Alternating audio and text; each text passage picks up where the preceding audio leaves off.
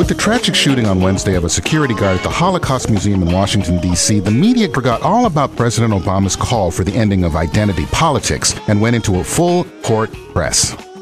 It took minutes for Chris Matthews of MSNBC's Hardball and Salon.com's Joan Walsh to parrot the mantra that all hate in this country comes from the right. Don't make the mistake of looking at this as an isolated crime. At its heart, this was a political act that has come among other political acts. Joan Walsh, this is a political action today by a far-right extremist. I just wonder what's in the water, what's in the air as we speak. The people responsible are the killers. However, I don't think you can deny that there is a rising climate of right-wing hate. Walsh went on to say that 88-year-old James W. Von Brunn was also a birther who believed that Barack Obama was ineligible to be president, as well as his hatred of blacks, Jews, and the government. However, according to Kathy Shadle of The Examiner, Von Brunn hated John McCain and unleashed his hatred of both Presidents Bush and other neoconservatives in online essays. James Von Brunn's advocacy of 9/11 conspiracy theories also gives him an additional commonality with individuals on the far left.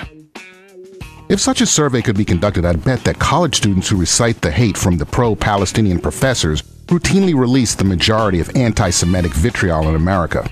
On CNN Wednesday, Rick Sanchez asked blogger Alex Kingsbury who we should be watching out for as far as domestic terrorists are concerned. Well, I would just point out that this is something that the Department of Homeland Security has been focused on for quite a while. In April, they released a report warning that lone wolves and small cells of right-wing extremists in the United States was the most dangerous domestic terrorist threat. This was the same initial media assessment given after the shooting of abortion doctor George Tiller, while the same media gave much less attention to the murder of Private William Andrew Long in an Army recruiting office. When asked by CNN's Sanchez why black Muslim convert Abdul Hakim Muhammad didn't fit the right-wing profile, journalist Avery Friedman's reply was typical. He wasn't someone who we would normally see as someone motivated by some of the hate within this country. Yep. Well, you know what? It doesn't really matter, Rick. Yes, it doesn't really matter.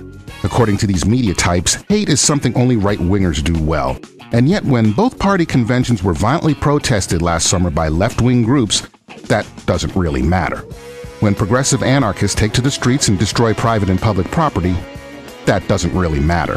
When liberal groups like the Earth Liberation Front torch buildings, homes, and automobiles they don't like, that doesn't really matter. When the Unabomber's cabin revealed a copy of Al Gore's book, Earth in the Balance, that really doesn't matter. What does matter is that the left-wing media are blaming returning soldiers and anyone who doesn't agree with the government they voted for, and are labeling a whole group of people as potential murderers, when history shows that some of America's premier assassinations and terror activities took place by the intolerant left. But that really doesn't matter. This is Bob Parks, Black and Right, and you can find my columns, videos, and radio rants online. I'll be back here next week at the same time on 97.3 FM WJDF.